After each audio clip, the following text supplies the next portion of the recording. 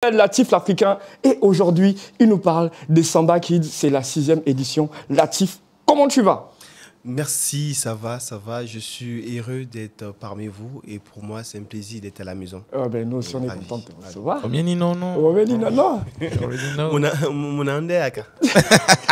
En fait, Latif, c'est un métis. Tu vois, c'est un métis. C'est un peu genre Miskay, mais dans le métaverse, tu vois. Parce que lui, il est vraiment et miennet, tu vois. Sauf que Miskay, elle est miennet, mais elle est fendant dans un genre. Je suis fendant l'âme parce que ce sont les fonds qui m'ont montré Dieu, en fait. Qui t'a lancé là? Qui t'a encore lancé là-bas? Là, c'est un débat qui va commencer là sur Facebook. J'espère qu'elle ne va pas créer la jalousie. Bon, allez, on passe. Latif, tu viens nous parler de Samba Kids, c'est la 6e édition. Comment on est passé des Samba professionnels qui étaient destinés à un public de professionnels, exact, au Samba Kids destiné à un public juvénile, j'aime envie de dire, d'enfants. Oui, merci pour cette opportunité. Il faut dire, c'est vrai que les Samba professionnels, cette année, sont à la 11e édition, mais avec la Covid qu'on a vécue, elle est à la 10e. Et comment nous sommes partis des Samba professionnels pour les Samba Kids? Nous sommes partis pour 3 raisons.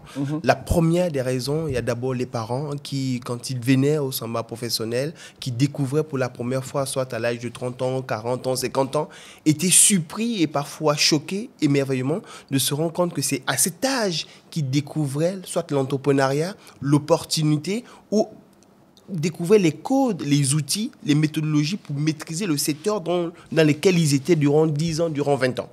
Et en plus, la deuxième, c'était, ils nous proposaient en disant, mais si nous, à l'âge de 40 ans, on découvre, mais mon fils qui est passionné dans tel secteur ou qui aime telle chose et que j'arrive pas à orienter, mais s'il a cette information à l'âge de 10 ans, 15 ans, on est sûr qu'à 40 ans, il serait plus pertinent et autonome et en termes financiers.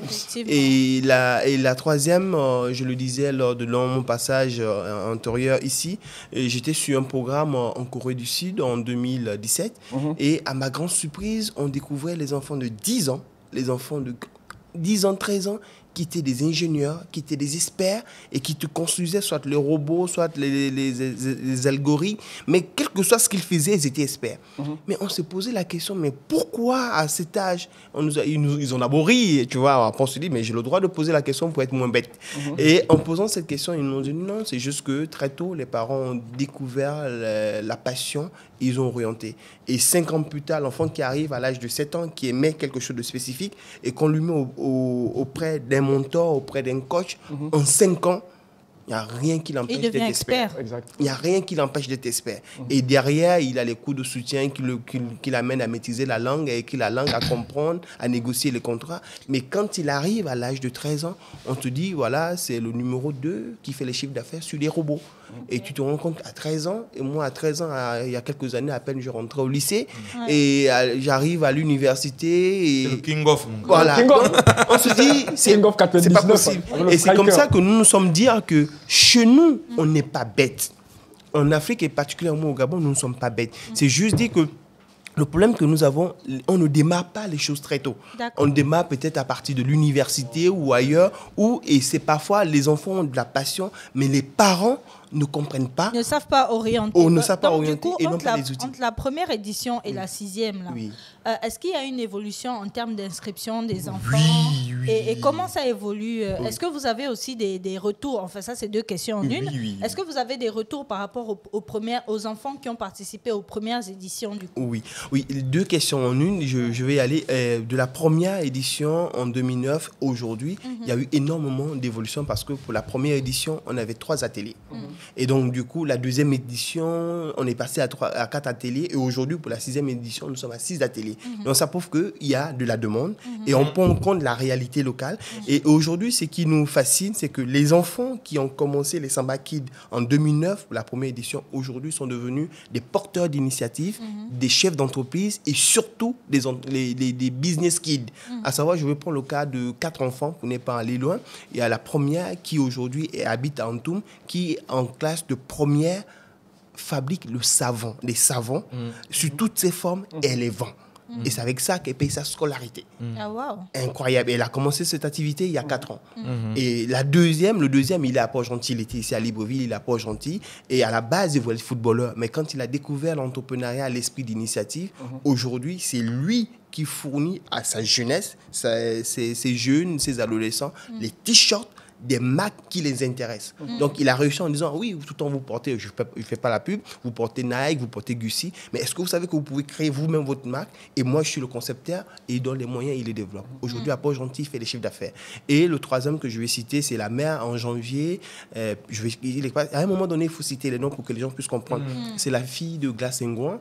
En janvier, elle m'a invité pour un événement au Radisson et elle faisait le témoignage en disant, est-ce que vous vous rendez compte que ma fille, l'année passée, a participé au Samba Kid et pendant une semaine, elle dormait avec les t-shirts de Samba Kid et aujourd'hui, en sortant de cet événement, depuis le mois de mai-juin, elle fait un chiffre d'affaires de 300 000 par semaine.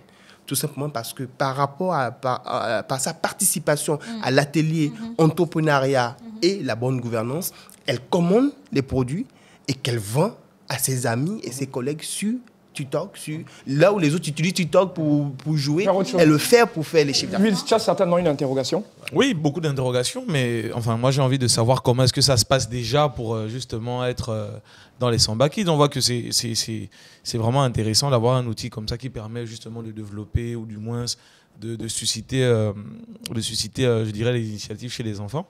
Déjà concrètement, comment est-ce que ça se passe? Comment est-ce que l'événement va se passer? Je vois que ça va durer sur quelques jours.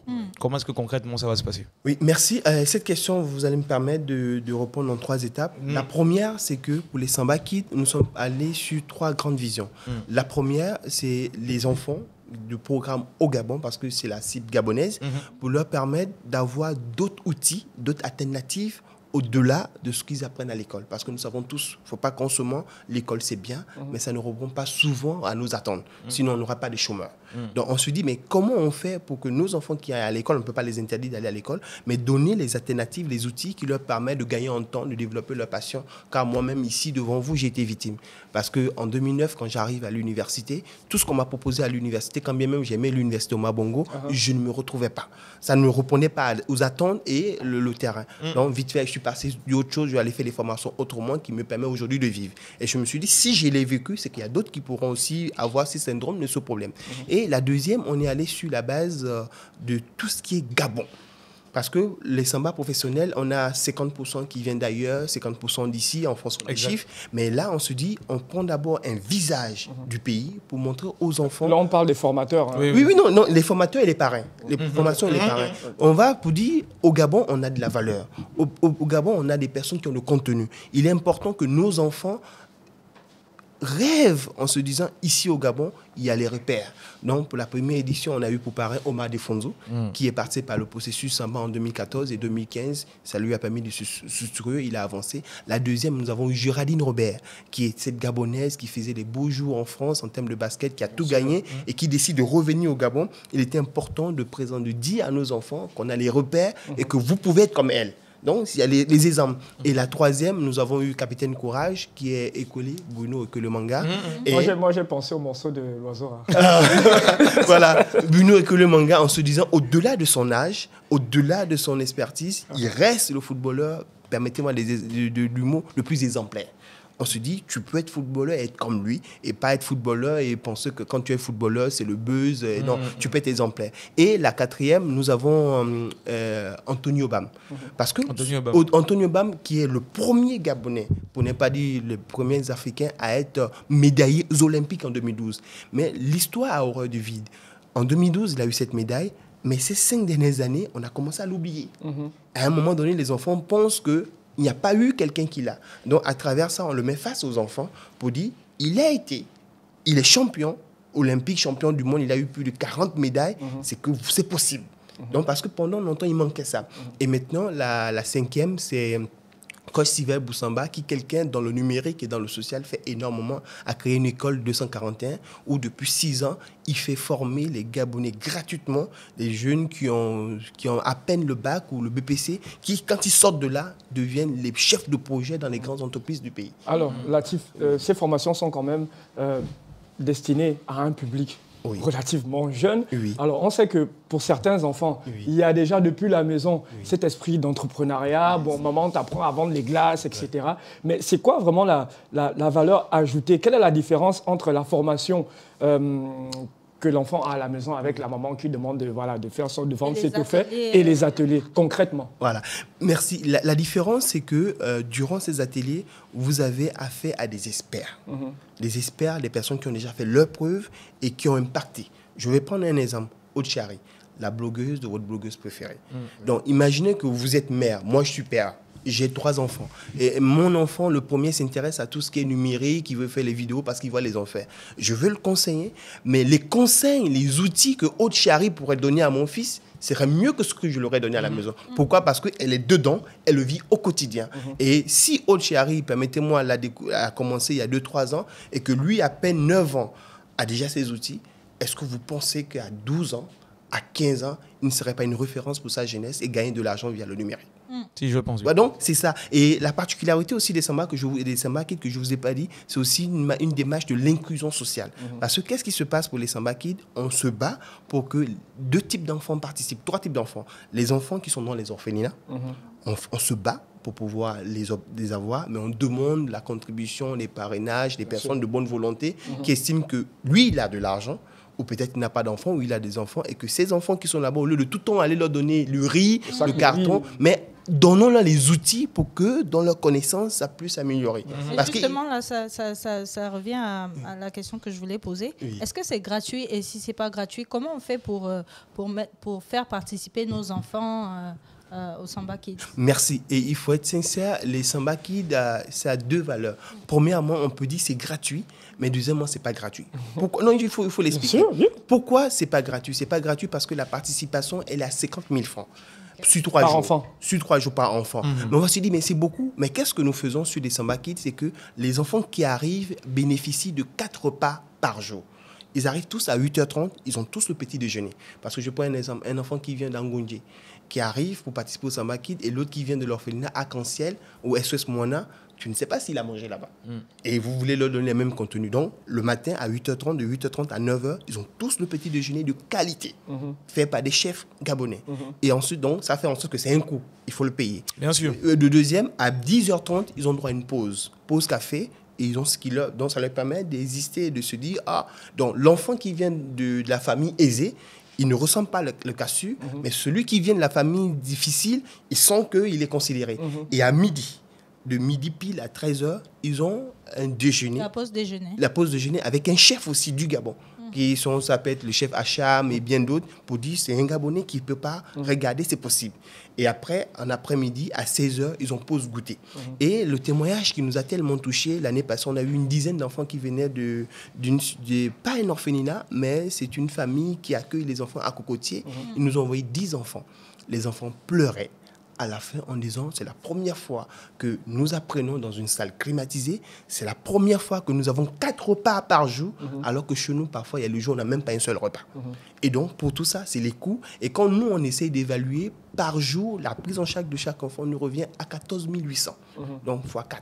Ça ne couvre même pas les charges. D'accord. Très bien. Donc, ça va se passer du 28 au 30. Latif, tu as cette caméra. Est-ce que tu as un message à faire passer aux parents qui regardent ce programme? Oui, merci. Je tiens d'abord à dire merci à la marraine, qui est vraiment Madame Victoire Amogo, ma épouse Matopé, et surtout au coach, sincèrement, au coach, parce que les coachs, quand ils arrivent, c'est une action bénévole. Non, pas bénévole, volontaire, parce qu'ils ne sont pas payés, mais on leur donne le minimum qui leur permet d'être là. Et j'aimerais dire un big up à Aude Chari, qui a accepté avec le cœur pendant 3 jours, qui va transmettre aux enfants jeudi, vendredi, samedi, et c'est en matinée de 9h à midi, et de 14h à 17h, ils ont tous la confiance en soi. Et permettez-moi aussi de faire un clin d'œil au coach Pera, qui est dans le football, qui fait la télésport outil d'éveil avec monsieur Joey, qui est lui maître dans les arts martiaux.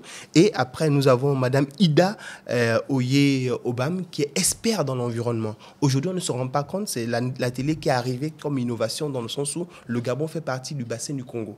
Et la prochaine richesse, c'est l'économie verte. Mais personne ne le sait. Et pourtant, on est à l'intérieur. Tout le monde entier discute de nos pays, le Gabon, parce qu'on est au cœur de la forêt. Ils trouvent la richesse. Mais si nos enfants ne sont pas informés pour se positionner dès maintenant, dans 10 ans, dans 15 ans, ils seront là, ils vont voir comment on va venir toutes les arracher. Donc, elle, pendant 3 jours, va donner les ateliers aux enfants pour permettre aux enfants d'avoir la notion sur la protection de la nature, mais comment se positionner et les métiers de l'environnement. Et après, nous avons Master No, Slam Master No, qui, depuis 2 ans, anime l'atelier sur la culture et la créativité. Comme je le dis souvent aux gens, les véritables richesses au monde et dans nos pays, c'est dans la culture. Mais cette culture ne peut qu'être opérationnelle que par de la créativité. Et aujourd'hui, Master No en est l'exemple. Et c'est lui qui va animer cet atelier pour la 2e édition. Et la 3e, c'est une que beaucoup ne connaissent pas.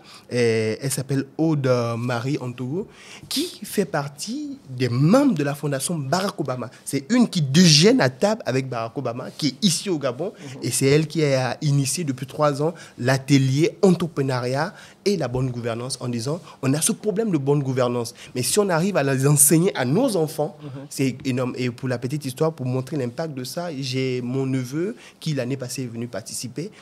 Aujourd'hui, sa mère me remercie, parce que pour la petite histoire, il recevait 2000 francs par jour, mais à travers cet atelier, il a réussi à économiser 1000 francs en épargnant, et aujourd'hui, il fait son business. Alors qu'avant, ce n'était pas possible. Et pour terminer, on a la coach Bénédicte Kissani qui va faire l'atelier sur le développement personnel, la confiance en soi, où la dernière fois, on se disait, comme je vous ai dit dans notre émission, où c'est important que les gens se forment à ces outils.